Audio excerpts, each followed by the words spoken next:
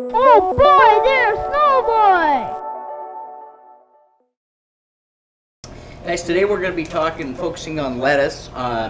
We've got better burger leaf here, which is our focus item of the month. And then we've got some romaine hearts here. And one of the questions that I get asked frequently is, once the lettuce starts to get a little wilty, dried out, how can I revive that? And so I thought maybe Hank could have some ideas for us on that. So there's an age-old question: do you use cold water or hot water? What's the idea behind that? So the kind of science behind that is you want to wake up the cells so they take on the water. If you hit them with cold water, it's going to kind of keep them in a hibernated state, which is the same kind of idea when they come out of the fields and they are vacuum cooled or cooled with water. That's the idea, that they're shocking them and keeping them from continuing to grow or just to deteriorate.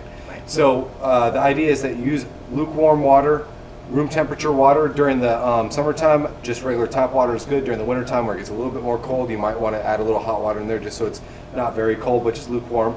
You dunk your lettuce in there and that's going to revive the cells. They're going to kind of take in some water, crisp back up, help with that cellular structure and get that crunch right back.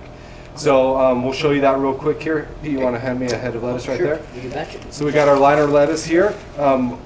When you're cutting this, one thing you always want to remember is you don't want to push down because you're going to cause bruising around the edges. So you always want to cut like so, using the blade to cut through the lettuce.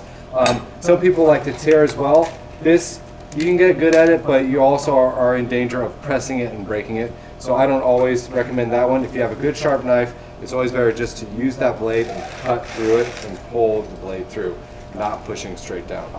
So after you cut it up, to make sure that you have the integrity of the leaves, like we said before, we're going to put some of these in the water. I've actually brought out some little leaves, outer leaves, that are kind of starting to wilt, just so we can see what happens.